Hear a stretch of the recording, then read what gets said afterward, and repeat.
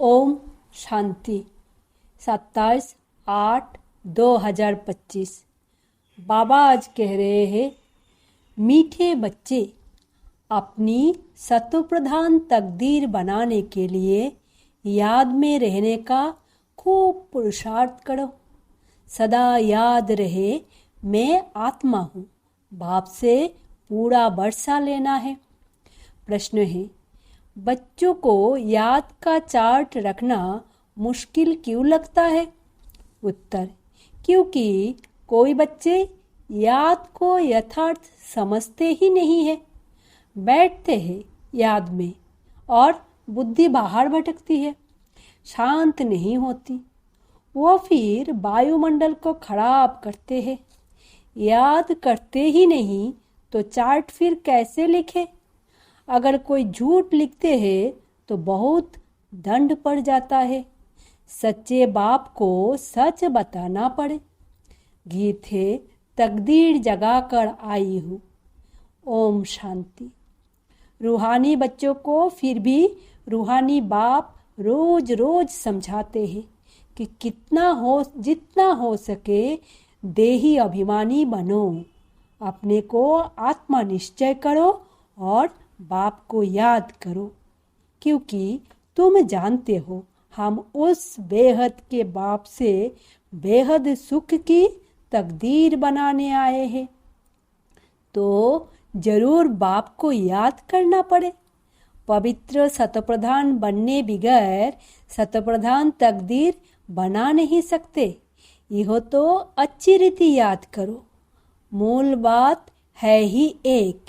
ये तो अपने पास लिख दो। बाहों पर नाम लिखते हैं ना, तुम भी लिख दो, हम आत्मा है। बेहद के बाप से हम वर्षा ले रहे हैं, क्योंकि माया भुला देती है। इसीलिए लिखा हुआ होगा तो घड़ी घड़ी याद रहेगी। मनुष्य ओम का व कृष्ण आदि का चित्र भी लगाते हैं याद के लिए। ये तो है नए ते नई याद।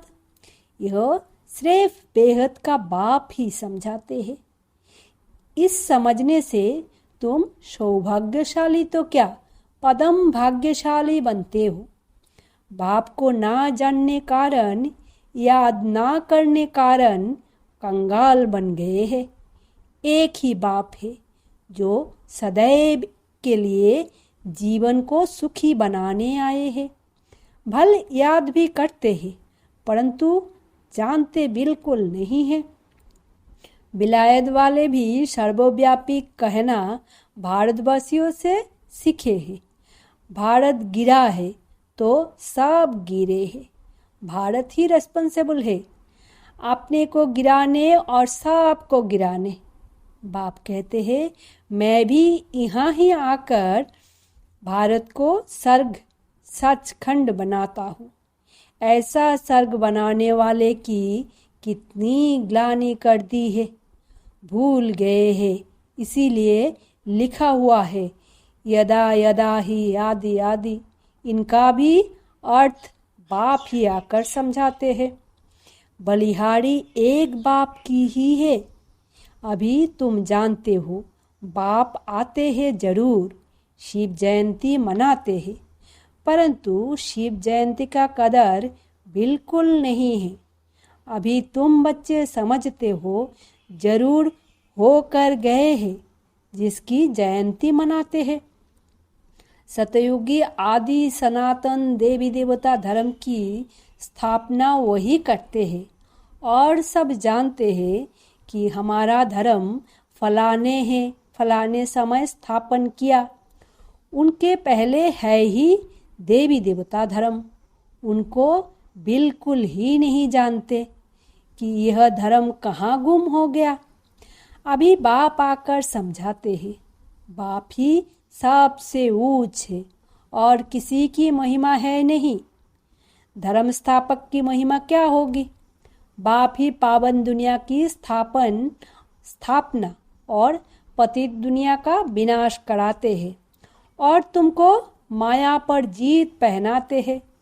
यह बेहद की बात है। रावण का राज्य सारी बेहद की दुनिया पर है। हद के लंका आदि की बात नहीं। यह हार जीत की कहानी भी सारे भारत की ही है। बाकी तो बाइप्लॉट है।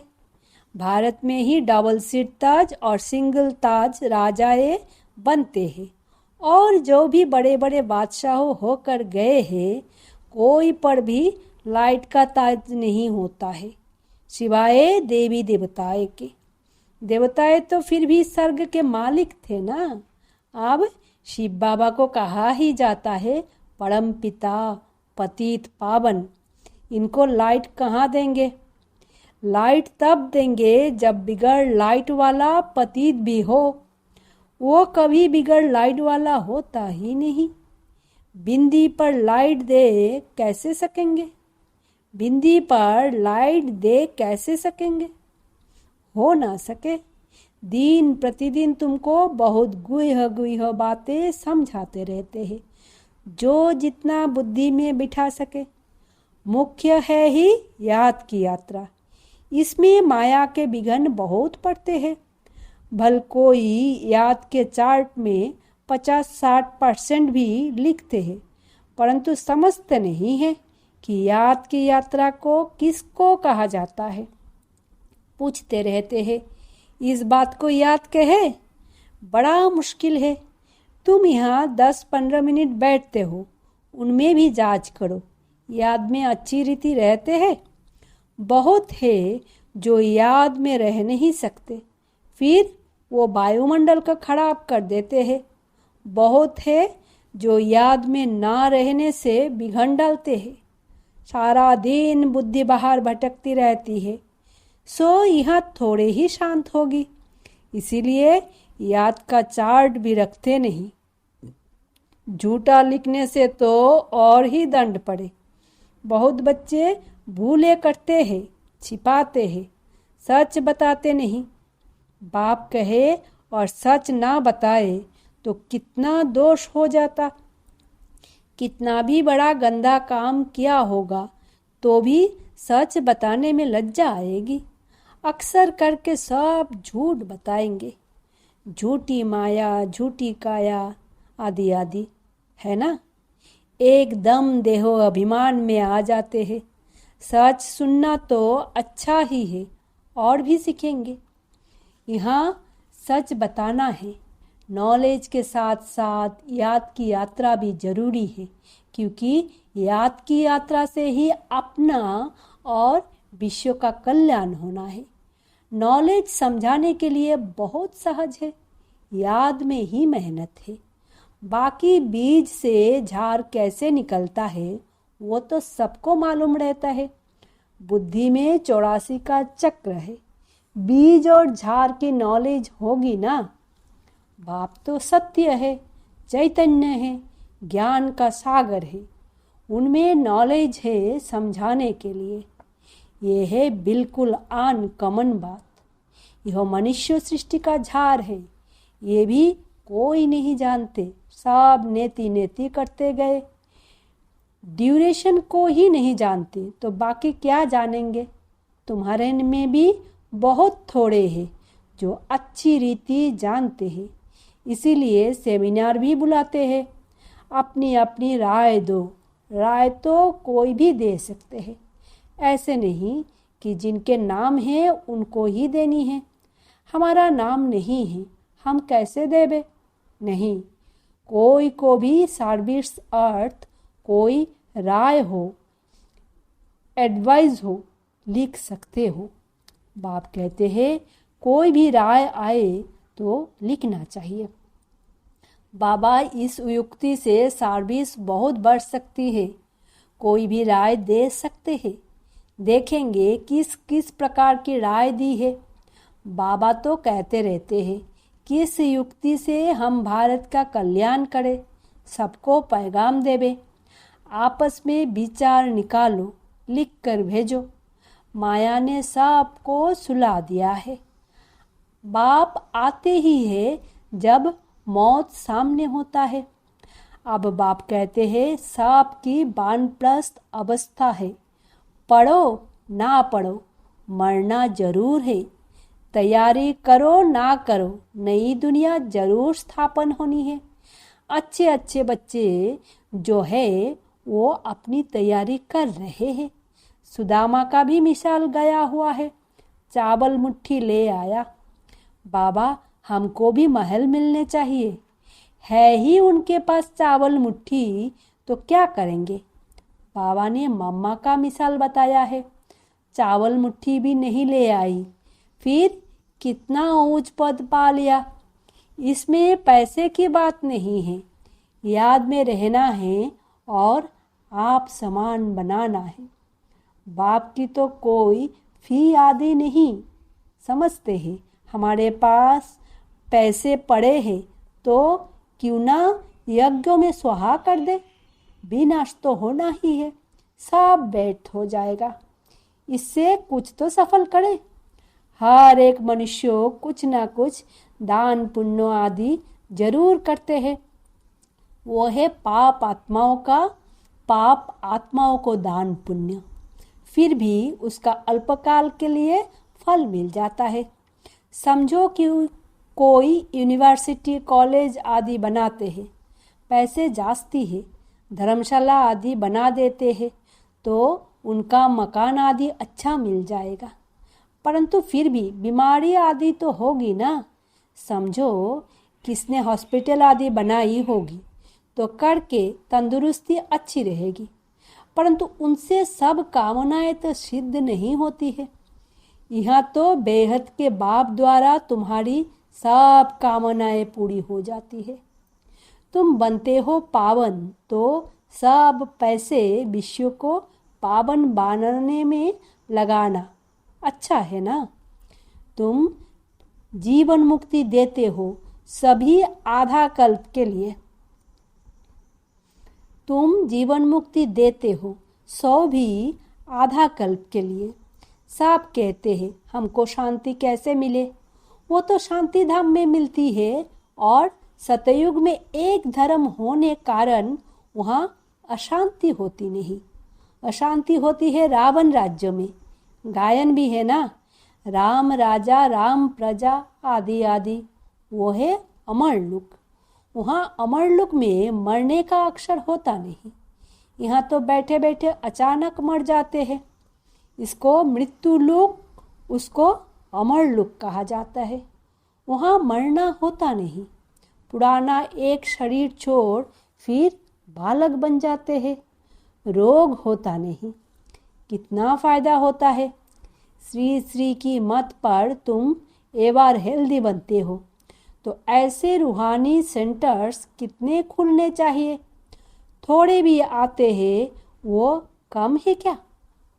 इस समय कोई भी मनुष्य ड्रामा के ड्यूरेशन को नहीं जानते हैं।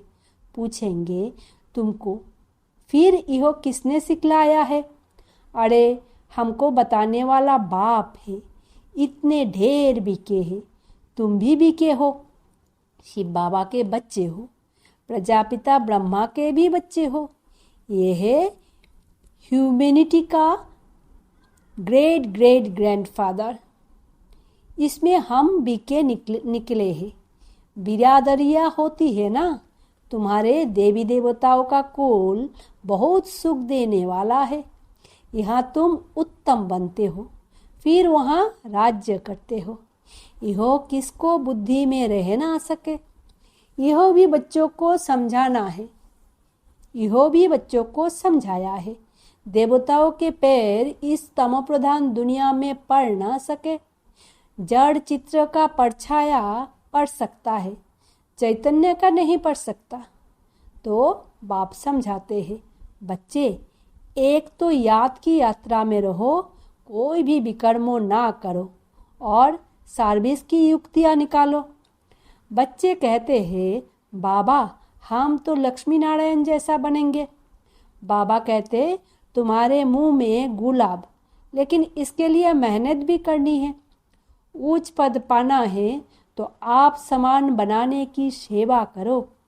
तुम एक दिन देखेंगे एक एक पंडा अपने साथ 100-200 यात्री भी ले आएंगे। आगे चल देखते रहेंगे। पहले से थोड़े ही कुछ कह सकते हैं।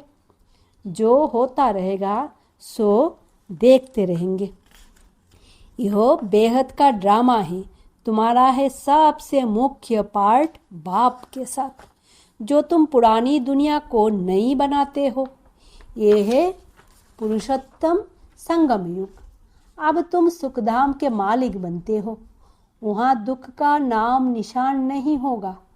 बाप है ही दुख करता सुख करता, दुख से आकर लिबरेट करते हैं।